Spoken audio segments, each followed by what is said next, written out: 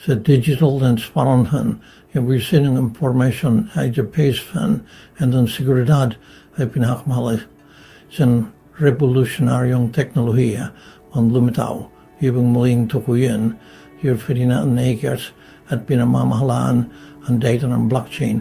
Isa itong makabagong inobasyon na higit pa sa gulugod ng mga cryptocurrency.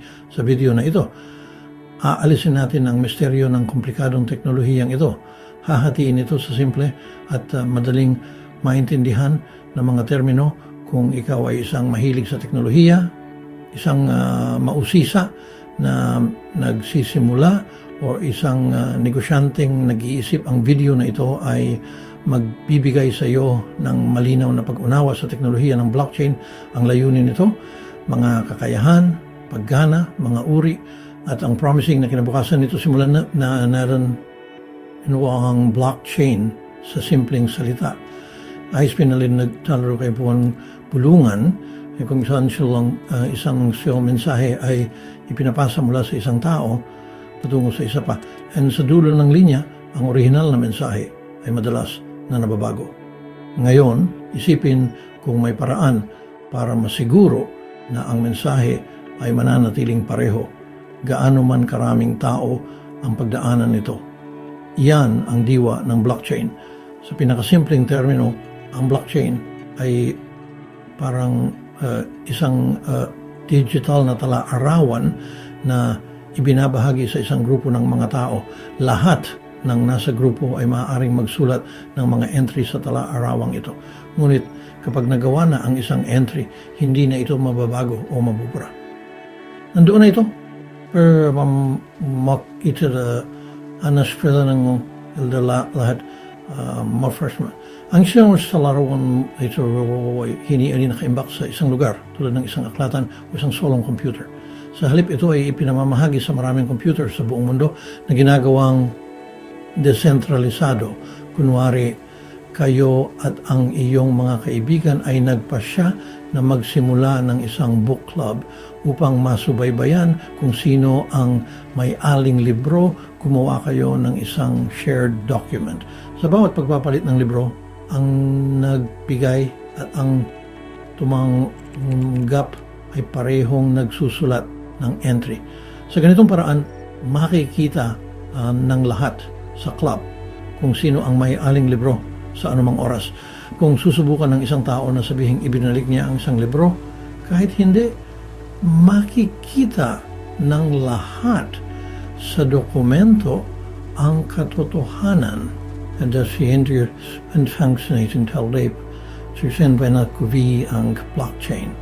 Ang mundo ng teknolohiya, his book club nurse de Biatenberg and N1, hemlad sa isang grupo ng mga dito na gumagawa ng mga transaksyon na pananalapi tulad ng Bitcoin hanggang sa isang network, mga computer na nagbabahagi ng data.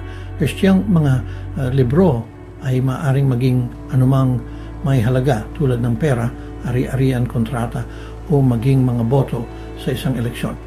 Kaya sa simpleng termino, ang blockchain ay isang transparent, hindi nababago, desentralisadong digital na tala-arawan na nagtatala ng mga transaksyon sa maraming computer.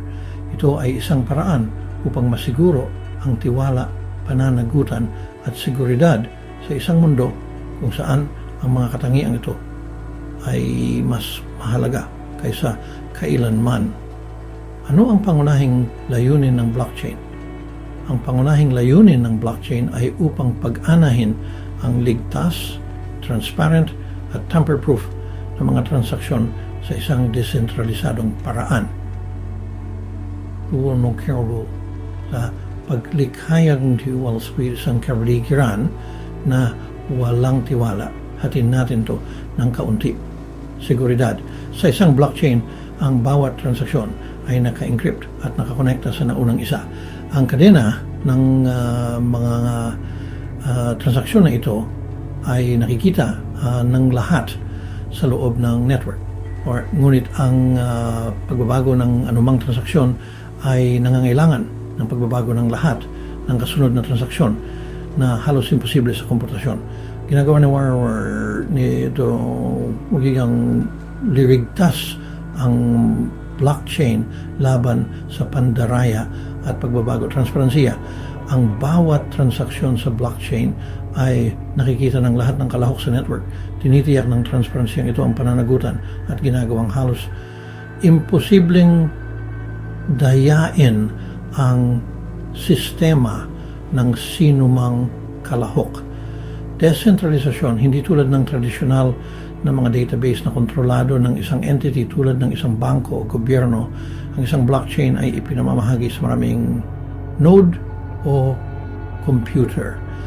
Ang decentralization ito ay nangangahulugang walang isang entity ang may kumpletong control sa buong chain na ginagawa itong lumalaban sa censorship at isang punto ng pagkabigo. Ang Wijzen de blockchain het verwerkelijkheid ligtas en transparant te worden. Dat zij ook partij het weer zo'n weinig maximaal serviceos. We magkasundo sa estado isang database ng hindi na nangailangan ng pinagkakatiwalaang intermediary. Kung ito man ay paglilipat ng mga cryptocurrency tulad ng Bitcoin, pagtatala ng mga titulo ng ari-arian o pagsubaybay sa mga kalakal sa isang supply chain, ang layunin ng blockchain ay pagganahin ng ligtas, transparent, mahusay na mga transaksyon sa inyong fleet na magawa ng blockchain. Ang iyong teknolohiya ng blockchain, paggamat madalas na naugnay sa mga cryptocurrency, ay may malawak na hanay yung mga aplikasyon na maaaring makinabang sa mga pangrumaong ka-reflections pinaniwan at tao sa maraming paraan. Narito ang tunay na magagawa ng blockchain. Una, ligtas na mga transaksyon at maaaring mapadali ng blockchain ang ligtas na peer-to-peer na mga transaksyon na inaalis ang pangingaila and so taga from piritan to a lot of banks. Maaari sa influences mas pabawps na or transaksyon na mas mababang bayarin na kapag pakinabang per remittance or kapag nagpapadala ka ng pera sa ibang bansa. Pangalawa, transparency sa supply chain. Modern pagbugaywang blockchain ng transparency sa mga supply chain para sa mga mamimili. Nangangahulugan ito na maaari mong i-verify ang pagiging tunay ng mga produkto, subaybayan ang kanilang paglalakbay mula sa pinagmulan hanggang sa tindahan at gumawa ng mga ethical na desisyon sa pagbili. Pangatlo, digital identity. Maaaring magbigay ang blockchain ng ligtas na paraan upang pamahalaan ang mga digital identity. Nigsi mong pasimplihin ang proseso uri pa-verify ng mga identity online na sinaging mas madali at mas ligtas ang pag-access sa mga serbisyo tulad ng online banking, e-commerce o maging otong serbisyo ng gobyerno. Pang-apat, pagboto. Maaari gamitin ang blockchain upang lumikha ng ligtas at transparent na mga sistema ng pagboto na binabawasan ang panganib ng pandaraya at ginagawang mas madali para sa mga tao na bumoto ng malayuan na maaring magpataas ng bilang ng mga bumoto. Panlima, expansion cortison. Firmbound ang blockchains yun upang lumikha ng ligtas at interoperable na disungklansyon ng kalausuan. Magbibigay ito sa mga individual ng mas maraming kontrol sa kanilang data ng kalusugan at maaaring mapabuti ang kalidad ng pangangalaga. Pang-our proteksyon ng copyright. From mga artista mo lumikha, maaaring magbisiwi ng blockchain na baran ang rehistro at protektahan ang mga karapatan sa intellectual property at tiyakin na sila ay makatarungang mababayaran para sa kanilang trabaho. Pangpito, desentralisadong pananalapi, DeFi. Ang blockchain ang gulugod ng DeFi na naglalayong muling likhain ang tradisyonal na mga sistema ng pananalapi tulad ng mga pay o insurance, it is isang decentralized at transparent. Kasi ito magbigay ng mga servisyo sa pananalapi sa pangadaang gasely or walang bank account or sa servisyo ng banko. So nakikita mo sa mga posibilidad ay wala lang na karawan lang na katapusan. Habang patuloy na umuunlad ang blockchain, ang mga aplikasyon ng hindi kapani-paniwalang teknolohiyang ito ay magiging mas magkakaiba at makapangyarihan. Paano gumagana ang blockchain? Sunod-sunod ang pag-unawa kung paano gumagana ang blockchain ay maaaring maging komplikado. Ngunit hatiin natin ito sa simple at sunod-sunod na termino. Unang hakbang, pagsisimula ng transaksyon. Ang isang user ay nagsisimula ng isang transaksyon. Maaaring itong maging anumang bagay mula sa pagpapadala ng mga cryptocurrency tulad ng Bitcoin sa isa pang user, pagtatala ng isang kontrata, o maging ang pagboto sa isang eleksyon. Ikalawang hakbang, pag-verify ng transaction. Kapag nasimulan na ang isang transaction, kailangan itong i-verify. Sa isang blockchain network, ang pag-verify na ito ay ginagawa ng isang network ng mga computer na kilala rin bilang mga node. Kinukumpirma ng mga node na ito ang mga detalye ng transaksyon, kabilang ang validity ng mga detalye ng transaksyon at ang status ng mga kalahok. Ikatlong hakbang, idinagdag ang transaksyon sa isang block. Kapag na-verify na sa ang transaksyon, pinagsasama-sama sa swapil na verify na transaksyon sa isang block. Ang bawat block ay may tiyak na kapasidad at kapag naabot na ang kapasidad na yon, nililikha ang isang bagong block. Ikapat na hakbang, idinagdag ang block sa chain. Bago maidagdag ang block sa chain, kailangan itong bigyan ng natatanging identifier na kilala bilang cryptographic hash. Ang hash na ito ay nilikha mula sa data ng transaksyon sa block at natatangi sa block na iyon. Naglalalaman din ang block ng yung hash ng nakaraang block sa chain na lumilikha ng link sa pagitan ng mga block. Dito nagmula ang terminong blockchain. Kalimang hakbang, consensus. Ang block ay idinagdag na ngayon sa chain, ngunit bago ito matanggap, kailangan ng mga node sa network na magkaroon ng consensus na valid ang block. Ginagawa ito sa pamamagitan ng isang proseso na kilala bilang mining sa ilang blockchain tulad ng Bitcoin, kung saan nilulutas ng mga node ang komplikadong problema sa matematika.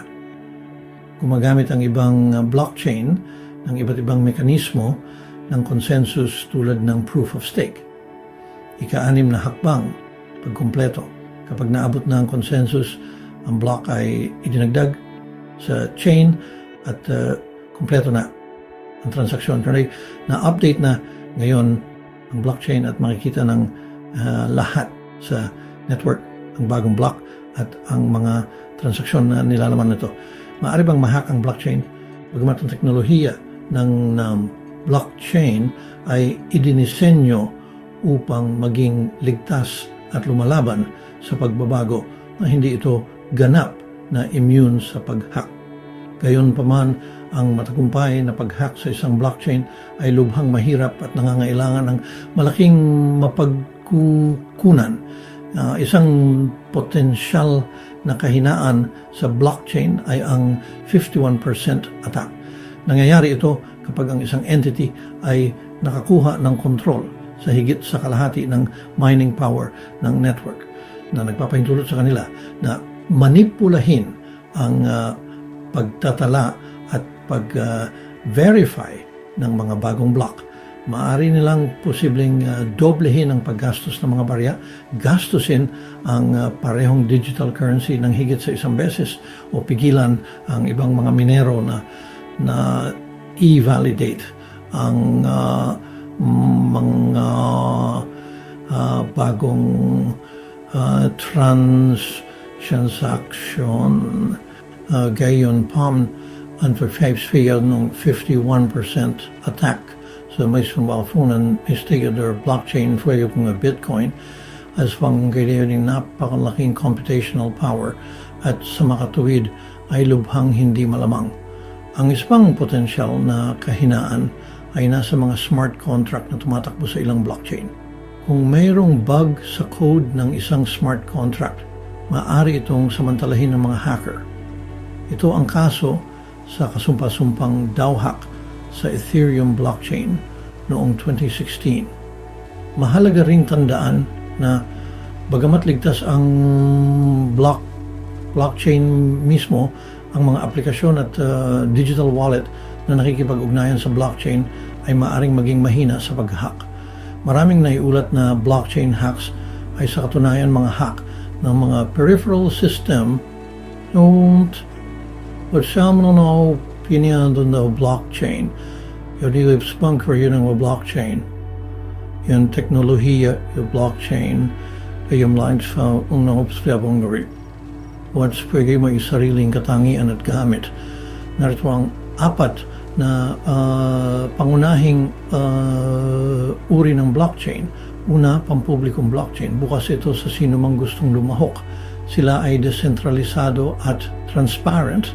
Ibig sabihin, sino mang tao ay maaring sumali sa network, mag-validate ng mga transaction at lumikha ng mga bagong block. Ang Bitcoin at Ethereum ay mga halimbawa ng pampublikong blockchain. Ang pangunahing bentahe ng pampublikong blockchain ay ang kanilang matinding seguridad at transparency. Ngunit maaari sila silang pumagal at mga ilangan ng mas maraming computational power dahil sa kanilang mga mekanismo ng consensus. Pangalawa, pribadong blockchain. Ang mga ito ay limitado sa mga partikular na miyembro ng mga administrator ng network. Madalas, itong ginagamit ng mga negosyo para sa panloob na layunin dahil nag-aalok sila ng mas maraming control sa kung sino ang maaaring mag-validate ng mga transaksyon at lumikha ng mga bagong block. Ang control na ito ay nagbibigay daan para sa mas mabilis na oras ng transaksyon at mas kaunting computational power, ngunit sa halaga ng ilang decentralisasyon. Isang halimbawa ng pribadong blockchain platform ay ang Hyperledger Fabric. Controlled on the consortium blockchain. And one of the federated blockchain. And you do always see control and it's groups to mga organisation who is sipis ni isang isolong organisation. Ibigay fight ng balanse the raven of spagang books ng pampublikong blockchain at siya ng down control ng crew pribadong blockchain. Madalas silang ginagamit sa sektor ng pagbabangko kung saan maraming bangko ang maaaring magpanatili ng isang shared blockchain. Pangapat, hybrid blockchain. Pinagsasama ng mga ito ang mga elemento ng pampubliko at pribadong blockchain. Pinapayagan nila ang control sa kung sino ang maaaring makakita at mag-access ng impormasyon sa blockchain habang pinapayagan pa rin ang pag-verify mula sa isang desentralisadong network. Isang halbon hybrid blockchain, yung Dragon Chain. Ang bawat uring blockchain may sariling mga bentahe at disbentaha, at ang pagpili sa pagitan ng mga ito ay depende sa mga partikular na pangangailangan at layunin ng gumsmis ONCs at nauksang ang sarap ng blockchain at tunay nitong potensyal. Ang hinaharap ng blockchain ay mukhang kapwa, promising at mapanukso.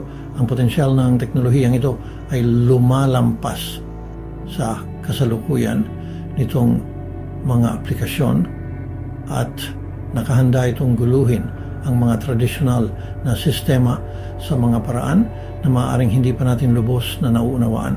Una, desentralisadong internet. Isipin ang isang internet na malaya sa control ng mga higanteng tech, kung saan ang privacy ng data ay isang ibinigay, hindi isang luho. Maaaring ilatag ng blockchain ang pundasyon para sa isang desentralisadong internet o Web 3.0, kung saan kinokontrol ng mga user ang kanilang sariling data at digital identities. Maaari nitong baguhin ng husto ang dynamics ng kapangyarihan sa digital world, ngunit naglalabas din ito ng mga tanong tungkol sa pamamahala at regulasyon sa isang tunay na desentralisadong internet. Pangalawa, token economy. Habang patuloy na umuunlad ang blockchain at cryptocurrency, maaaring makita natin ang pagtaas ng isang pandaigdigang token economy. Sa ekonomiyang ito,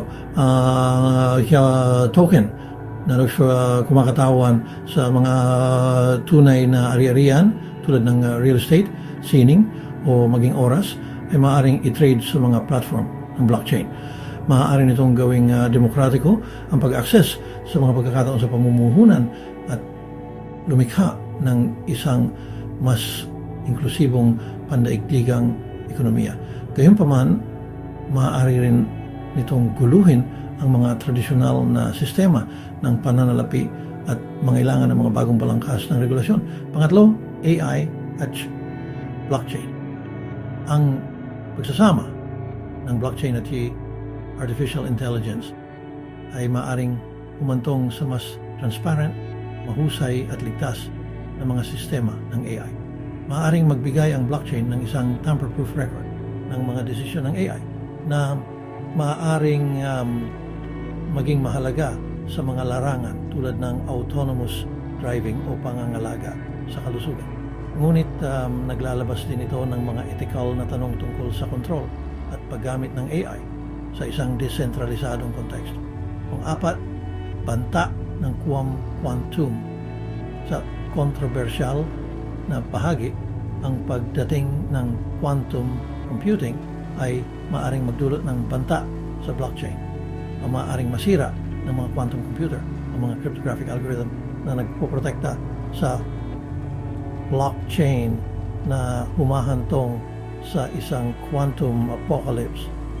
Gayunpaman ay nagtutulak din ito sa pagbuo ng mga quantum-resistant blockchain at cryptographic techniques. Sa konklusyon, ang hinaharap ng blockchain ay isang kapanapanabik na paglalakbay sa hindi alam.